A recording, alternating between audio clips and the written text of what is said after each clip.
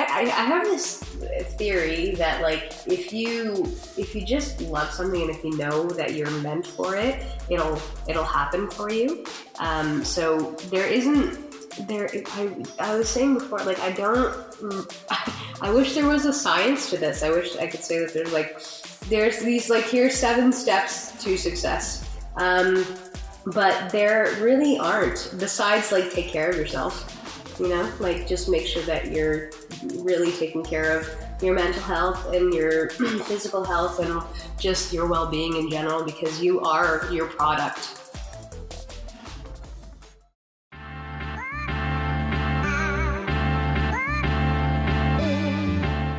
You're listening to Creative Breakthrough, the podcast that provides you with the strategies to elevate your creative passion to the next level.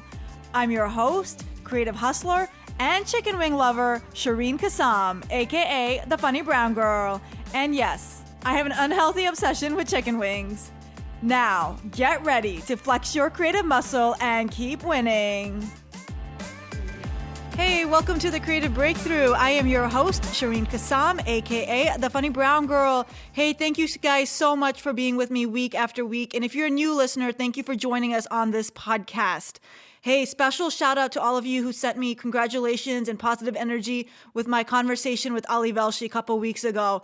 Having Ali on my podcast was always a dream. It was on my list of people that I wanted to have on this podcast, and I was so thankful and grateful when it was able to happen. And then more thankful and grateful when you all reached out to tell me how much you appreciated that episode. It was a great conversation with Ali, and I'm so glad that you all found it super useful as well.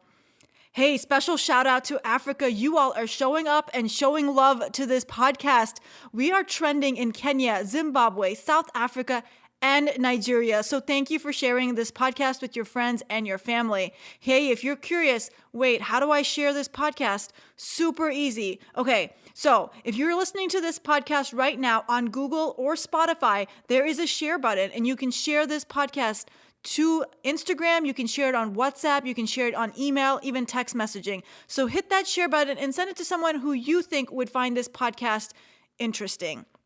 I didn't forget about you, Apple listeners. Hey, Apple listeners, if you're listening to this on an Apple device, do you mind leaving a review? It doesn't have to be long. It can be very short. Just hit the 5 stars and press submit. Leaving a review helps this podcast go around the algorithm and discovered by more listeners. And also, if you want to do me an extra solid, hit that subscribe button as well. And if you're on YouTube listening to this, hit that like button. That like button helps the algorithm show this episode to more and more people. Now, if you're a new listener and you're like, wow, I'm so excited to be here. I hope I get a lot out of this podcast. You will get a lot out of this podcast. We're now almost 70 episodes deep. Now, you're probably thinking, well, I don't have time to listen to 70 episodes. That's okay. Go to funnybrown.com and take the quiz, take the podcast quiz, and we'll give you a roadmap on where to start and what podcast episodes are perfect for you to start with, depending on where you are in your journey.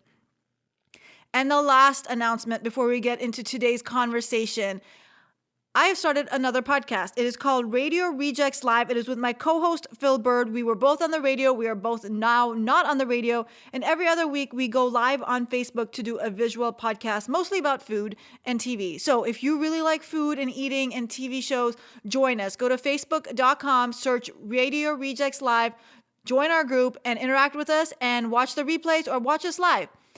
And if you want to go an extra mile, hit me up on Instagram, follow me at Funny Brown Girl, or on Facebook, Funny Brown Girl, or TikTok or Twitter, and I'll remind you when we're going live, so you don't have to be always on Facebook to get the notifications. Okay, this week I'm super excited to be talking to Nelu Handa. Nelu and I met a couple years ago when I was doing the Toronto Comedy Festival, and she runs a showcase for women of color, and she invited me to be on it, and it was one of the best showcases I have ever been on. This interview was actually taped in November of 2019. Nelu Handa is an actor and writer whose work has been featured on Workin Moms, Baroness Von Sketch Show, and John. She's the creator of Yas Queen, now called Mirchi, Toronto's longest-running night of comedy featuring women of color. Like I mentioned, very, very awesome show. If you are in Toronto or happen to be having a stopover in Toronto, definitely check out this showcase. Currently, she's a writer for A Little Late with Lily Singh. She's been featured in Flair's How I Made It list, Fashion Magazine Women's Taking Over Comedy, and named one of the top 10 comedic minds in Toronto. So, what are we waiting for? Let's get started. Well, thank you so much for joining me today. For the listeners, if you didn't piece all that together, and Nelu and I met in Toronto. I was doing the She Dot Comedy Festival, and she runs a really cool show in Toronto called Yas Queens, which is a show for women of color, a comedy show, and improv, right? You do improv as well on the show? Yeah, it's a comedy night. So whatever kind of format people want to come on with, yeah, just do something funny on stage. Yeah, And it we was have a lot of super stand-up. cool because I had never Mhm. been on a showcase. One, I'd never been on a showcase. Well, I have, never mind.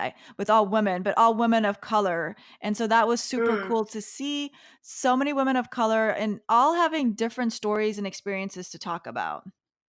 Yeah, isn't that the coolest part though? I feel like, yeah, because I feel like when you say women of color, it's like, oh, that's one thing, but it's absolutely not. It's absolutely not. There's so many different narratives and so many different perspectives. So it's fun to showcase all that and give a space for people to express themselves who probably haven't felt comfortable to do it before or safe to do it before. So I'm proud of the room. I feel like it's a really good place to yeah to say all your ideas and just be funny and not really worry about any of the BS that comes along with doing comedy in the city, you know. What spurred you to start a show like this? Ooh, it was a couple things. Number one, I needed something to do because I was an actor, just an actor at that, not just, but like I had just started out doing it full time, and as you know, as it happens, it was just kind of slow, and so I was constantly like kind of like trying to fill my days with things. And when the opportunity came up, it was the result of I'd done a fellowship program for diverse people at the Second City here in Toronto, and that's an improv place where they taught us a bunch of improv and we built some sketches together. And I've been doing Second City since like 2010 or so, but this particular group of people were all people of color, and it was just it was kind of eye-opening for me because it had been not so many people of color on the scene up until that point. I feel like there was a few and I knew all of them, but just to see that there was more, and then specifically all the women in our group, there was probably like 8 of us, we really like bonded. And then when the opportunity came up to run something at this theater, I was just like, oh, maybe this thing. And I had no intention for it to be more than like, I don't know, a couple months or so. But it's been like, we just celebrated 4 years. Wow, congrats. Yeah. Yeah. Thank you. That's Yeah. awesome. I'm pretty proud of it. You should I be. think It was awesome. I wish I could do something like that here. We don't have that many enough women of color to be the same women of color every week. Maybe that's not a bad thing though. Maybe it could be like a quarterly or something, right? Yeah, no, that's true. It's true. How has it evolved? If Like you you build it, they will. celebrated. Sorry, what did you say? Sorry, I was just gonna say, if you build it, they will come. I don't know. I'm in Florida. I'm not sure how many will come. I feel like there's like this fear of getting shot. Oh Total joke. no! Oh no! Well, I hope that doesn't happen. I do every day too. Hope it doesn't happen. Oh god, yeah. Oh my god. So one question I always actually like to start my interviews asking is, when did your creative journey begin? Ooh.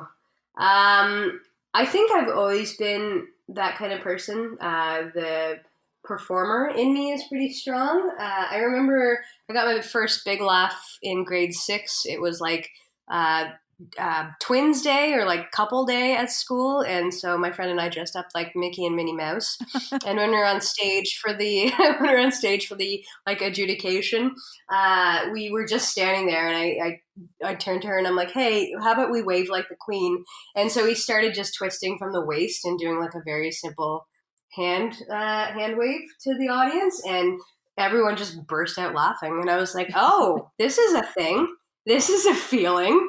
Oh my God. And I think I just always thrived with that stuff. It was just my happiest place. And yeah, so I think the creative stuff just kind of came through me in the way of performing comedy. And then in high school, I wrote a bunch of sketches for things and was in drama. So I got more active and structured with it. And then, I just tried to have it be as much a part of my life as I could.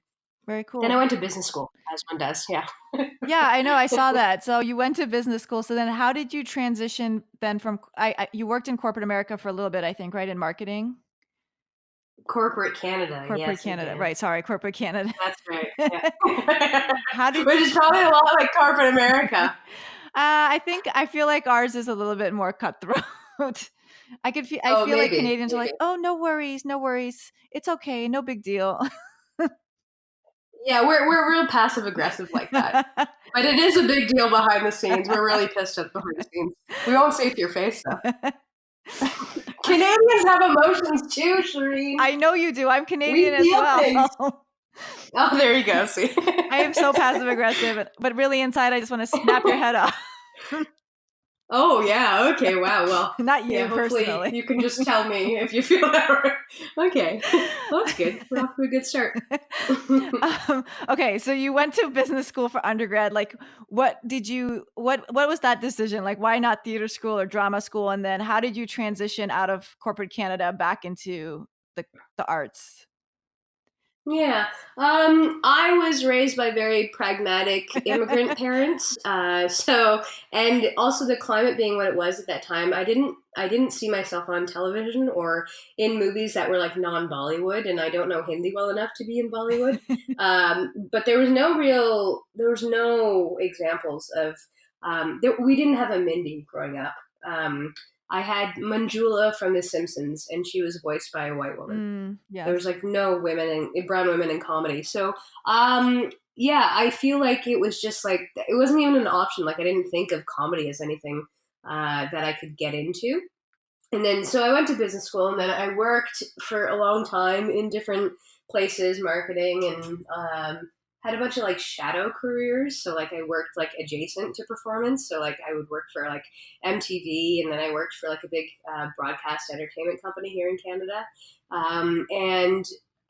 The opportunity just came. So I had started doing improv in 2010, as I mentioned. And by, I think, 2012, I got an agent just through a friend. And then I booked a commercial for a bank at the same time that I was working full time in a marketing job.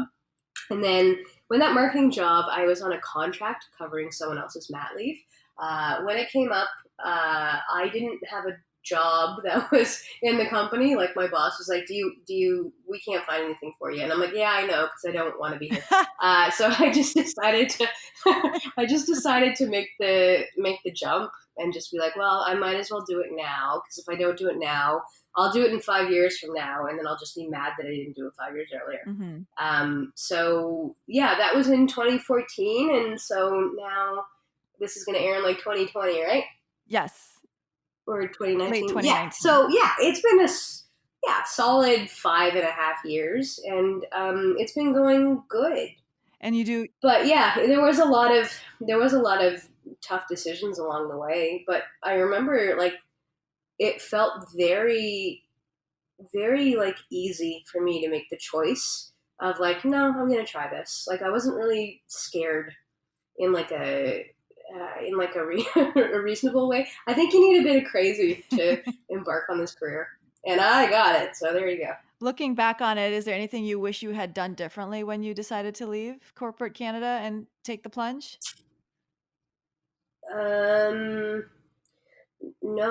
No, I don't think so. The only thing I really miss from that life is printers, just being able to print stuff during the day. That's a bit, yeah, I don't know. Everything that made me comfortable in corporate world, I have now. So like, I've got like coverage through the actors union and all that stuff. I've got benefits and all that. And like, I'm my own boss basically now. So it's nice to have days off here and there, and I don't have to lie about wanting to work from home, kind of thing. You know, it's that. It feels like, I like to say that I traded my 9 to 5 for my 24/7, what this career feels like it's a constant for me. And I like it that way. Hmm. Like it feels like I'm more whole as a person because of it. Right. That's cool. And so you're a full-time creative, like that's all you do now, creativity stuff, like not creative stuff. I can Yeah, speak. yeah, it's great. Yeah, I've been writing a lot more for different comedy shows here in Canada. So that's been a big part of my year so far. And then little acting gigs come up here and then. So yeah, I've been very lucky to be able to have a diverse career like that. That's super cool. So I want to talk more about that stuff that you just mentioned. So you are on Working Moms, which I saw you because I was watching it and I was like, wait a minute, I know her, and it like didn't click like right away because I kept looking at you and I was like, there's not that many South Asian actresses. I have to know. I've seen her somewhere else, but like it didn't click that I actually like knew you like. So and I was like, oh my, when it finally clicked, I was like, oh my God, I was like freaking out inside. I'm like, I know her. Oh, So cute. talk to us a little bit, like for the aspiring actors who are listening to this episode, like talk to us a little bit, like how did you go about that audition and land that role? And then just how is it actually just being on set? Oh yeah, I had auditioned a lot by then, so I had a lot of practice with doing auditions in person, and then this one specifically was a self tape, so I had to do it at home, and I had my good friend do it for me, Parveen Kaur, who's now on Manifest on Oh, NBC. cool. So it's adorable because she broke right after that happened, and like yeah, it was just this like really great little synchronicity. But that was like yeah, I got the part off of a self tape, which I've never done before. And then I just, being on set and stuff, it was wonderful because all my scenes were basically cast scenes. So I was working with really seasoned, wonderful actors, and they made me look good, kind of thing. It was a big learning curve, though. I had been on set a bunch of times up until that point, but nothing that was like a recurring role. And it was just kind of fun to develop this character and kind of like live in Jade's space for a bit and be, the single mom of twins.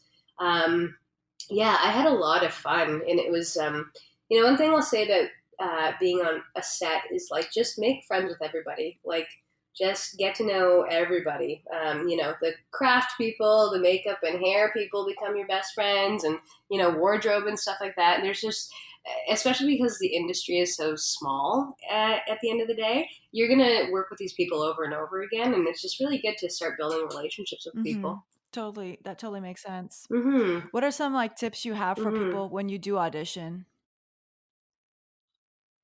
Oh, don't be too hard on yourself is the number one. I remember when I would mess up an audition and I wanted the earth to swallow me, or like, you know, holding on too tight to the expectation and like to thinking that if you don't get this, the world is going to end because what's for you won't pass by you is like a thing that I like to I believe like in. that. So I think just I think just really keeping your perspective in that space because this industry can feel very competitive, but if you just focus on finding the things that are right for you, audition for everything is what I'd say too, because you never know what's going to happen. I've booked parts that I never thought I would be like considered for, but one thing you have to remember is that if you get asked to come into an audition, they've already looked at hundreds of people on their list of people to choose. So even making it for an audition is like a huge jump into, getting in front of casting directors and like, making your agent feel like you're a good, a good person on their roster. So you get out there and start showing yourself and, yeah, just get the practice of doing it all. I haven't taken an audition class before, but I know that there's like a lot of on-camera classes you can take, which I think would be a good investment if you feel pretty nervous in front of a camera or need to know, how to, how to be with the camera, because that's a skill that you can learn. That's a skill you have to learn. Hey, it's me, Shireen. Sorry to interrupt. Creative Breakthrough listeners, are you enjoying this episode? If so, I have a quick favor. Could you leave us a review, whether on Apple, SoundCloud, or whatever platform you're listening from? It's a great way to pay it forward and let other creatives know about the show. Thank you so much. I appreciate it. Okay, I'll get back to the original interview now. Thanks. Bye. So yeah, I think there's a lot of practical things to do, and then just know your lines is something I'd say. Like, don't bring your sides in. I would say, like, try not to read off. Just know your lines, because the lines are really secondary to like how you say the lines. Like if you can be that character. So yeah, I think those. How many tips is that? Like that was a lot. Thank you. Those were great. 35? 35? Yeah. Those are things to think about. Yeah. So you were in Working Moms, and now you're also writing. You're doing you're a writer for the Beaverton and the Baroness Vaughn sketch show, which are both available on TV right now. So tell us about that. Like, how did you hone that writing skill and get into the writer's room? I was on Baroness Von sketch in the first season. I did one of the sketches, and I had known a couple of the Baronesses before from Second City, and then I remember I was on set and Carolyn Taylor, one of the Baronesses, really took an interest in me. We just started talking, and she's really wonderful. And then she asked me to go out for a meal and just talk about a couple things. And she asked me if I wanted to submit a writing package to if they got a season 2.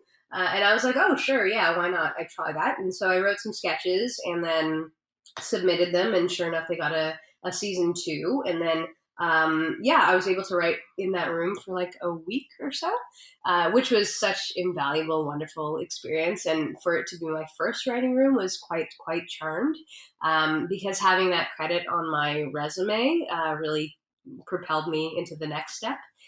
So I think that helped immensely. And then offers just started to come in.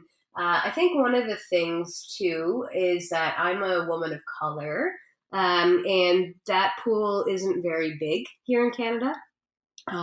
So I think I was just able to kind of catch the wind at a good time and be able to get an opportunity to show my skills and just be able to hone that. So I think that really helped, just kind of being in a niche that the world's really aching to have be represented in rooms.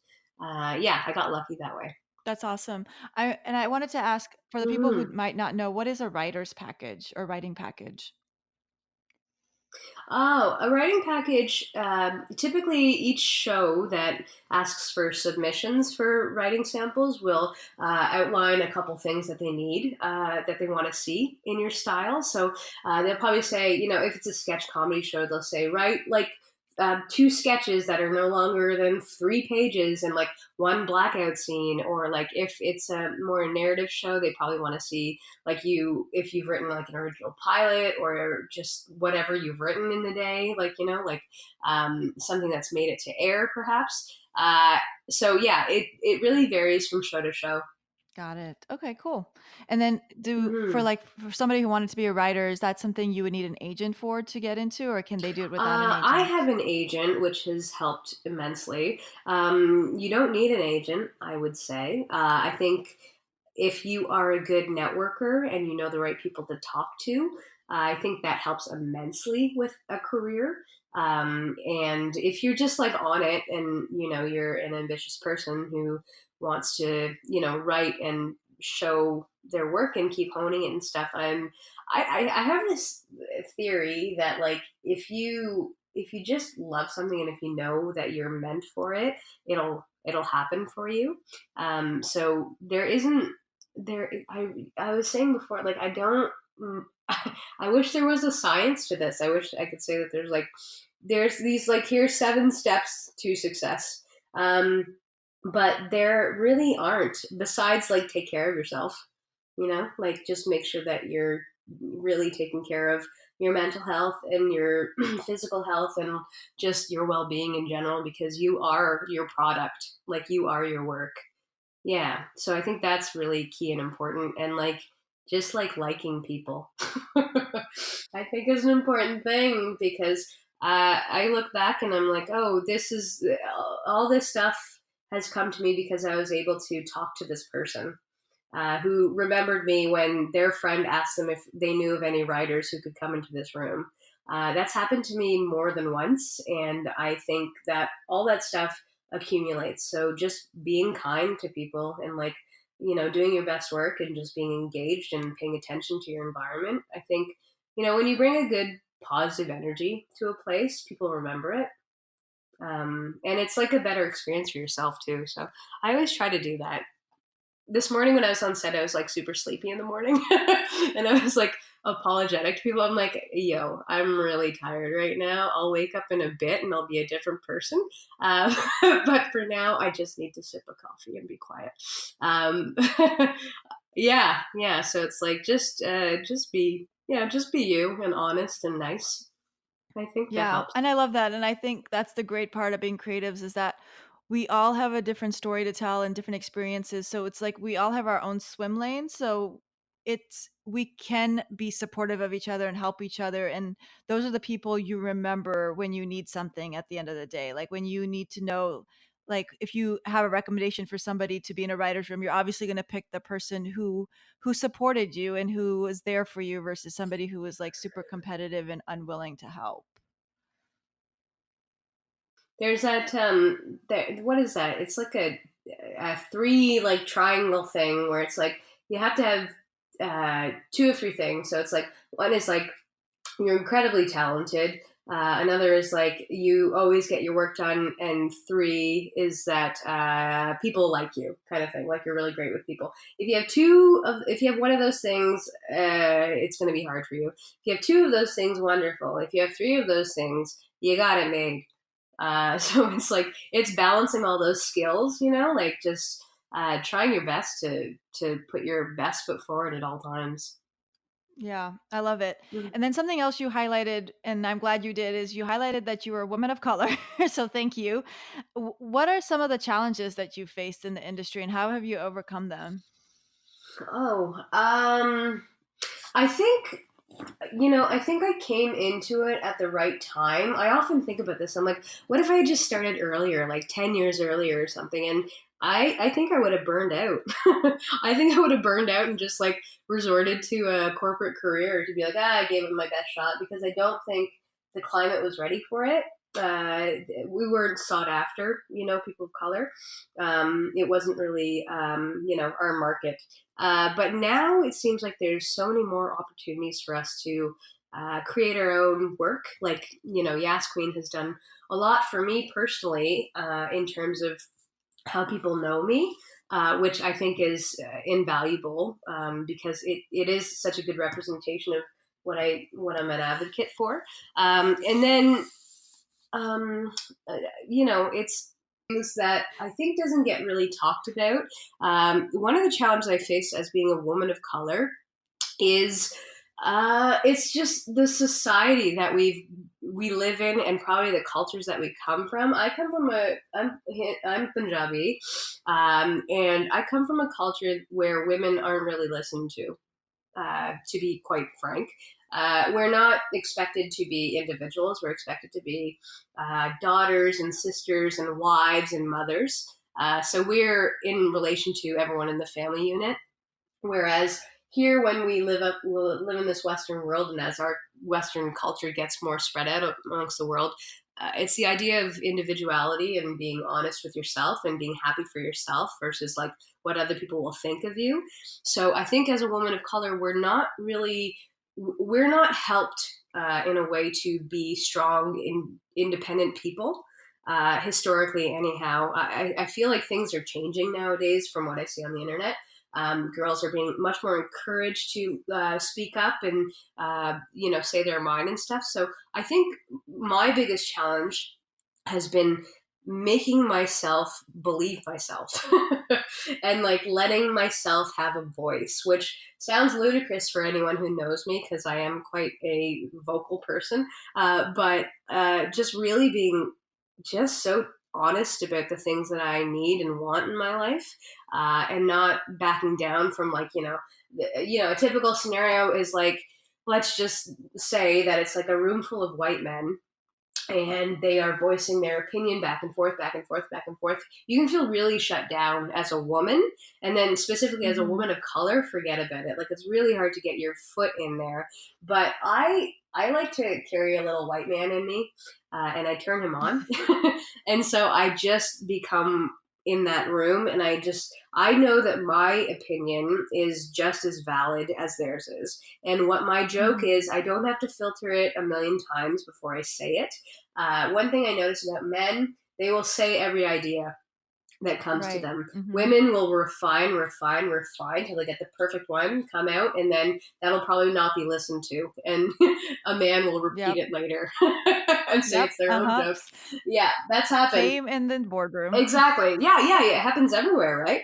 So I think the biggest challenge for women of color and the biggest opportunity is just know you're the shit, man. Like just don't settle for feeling like you don't belong or something, because society hasn't made us feel like we belong. And especially when you come from a different culture and you don't have that example at home, you have to make it for yourself. You have to find your people. You have to like find your mentors, and you have to like think about the person that you are and who you want to be, and just kind of keep that mindset that you're worth it. Just do your thing, because the world wants to hear it. Actually, like they really do want to hear your voice. They need to, because we're all bored of dick jokes, aren't we? Yeah, we're really bored of them. Yes, we are, and that's like, and that's exactly what I was about. Yas Queens was so cool because I've been to showcases where it's 5 white men telling jokes, and all their jokes sound the same, and they're about the same topics. And you could take one joke and give it to somebody else to tell, and you wouldn't even know that it's not his joke.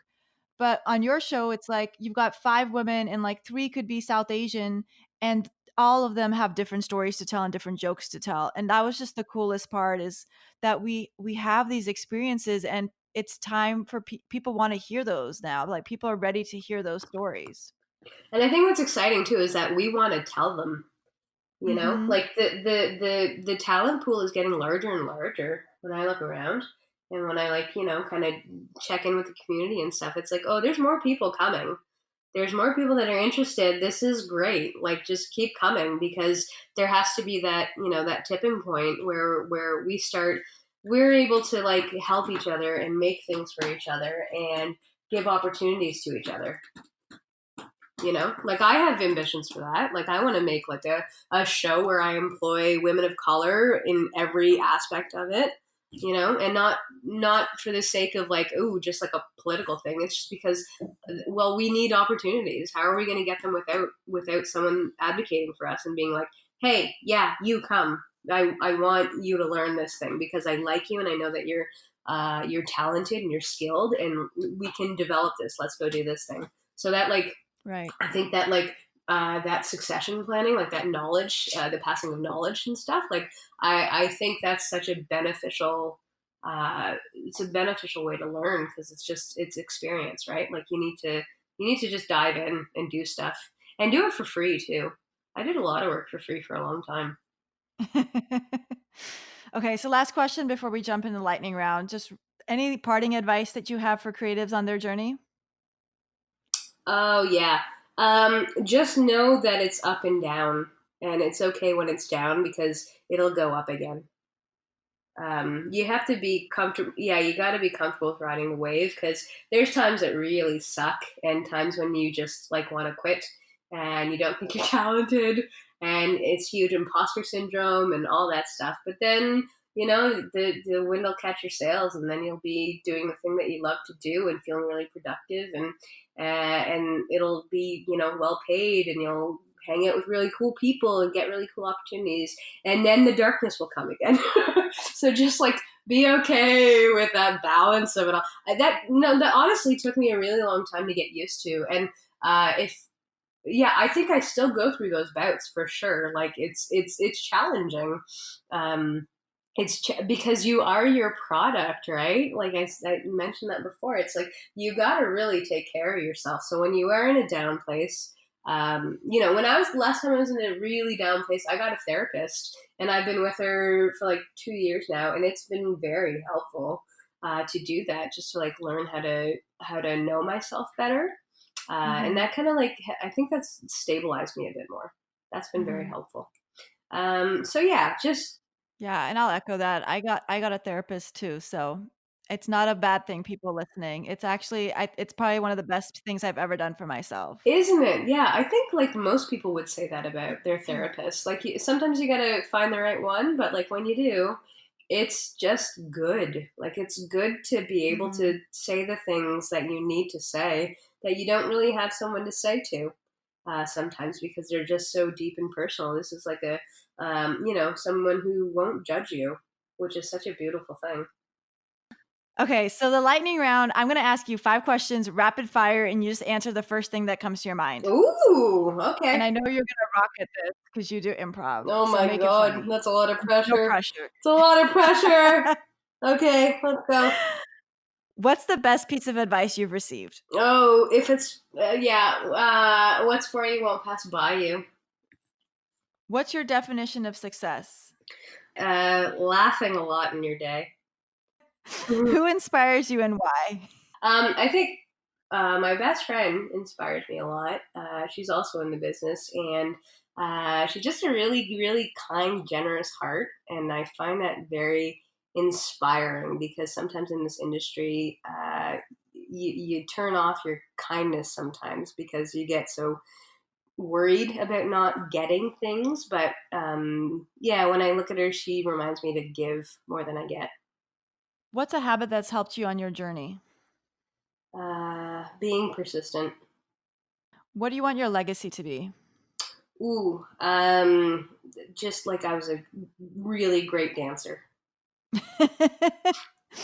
And then what are you working on now? My own TV show. Oh, that's awesome. Very cool. Nelu, if our listeners wanted to connect with you online, where could they do that? They can find me on Instagram or Twitter. I think I'm going to kill my Facebook soon, to be honest. So probably better to follow me at those. And it's just my name. So it's at NeluHanda.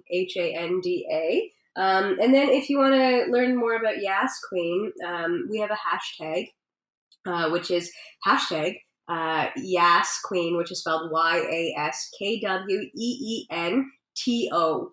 And then also at Yas Queen Comedy on Instagram or Facebook. We're still on Facebook.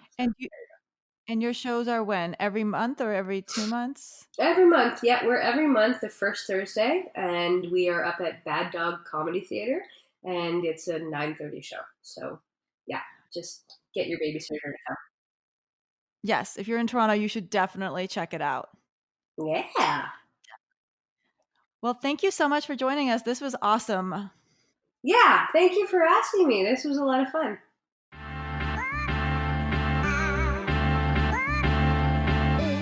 You know what I loved about this episode is Nelu touched on everything in the creative process journey. She talked about everything from mental health to physical health to putting a writing packet together to going out there and being kind to people, networking, and making your own opportunities. She did the whole 360 circle, and I think that is an amazing story that she told. Key takeaways from today's episode. 1. Build relationships with everyone and be kind. 2. Don't be too hard on yourself. 3. What's for you won't pass you by. And if you recall, a couple episodes ago, Bevy Smith said the same thing. 4. Take care of yourself. And 5. Use your voice. Now, go flex your creative muscle and keep winning. Thanks for listening. Stay connected about upcoming resources, including opportunities, festivals, competitions, and grants to help you grow your creative passion by subscribing to my bi-monthly newsletter, by visiting funnybrownGirl.com funnybrowngirl.com/subscribe. Don't miss out on a life-changing opportunity and subscribe today at funnybrowngirl.com/subscribe. And hey, if you decide to go on Instagram today, follow me. I'm Funny Brown Girl. I'm Shireen Kassam, and you've been listening to Creative Breakthrough. Now, go flex your creative muscle and keep winning.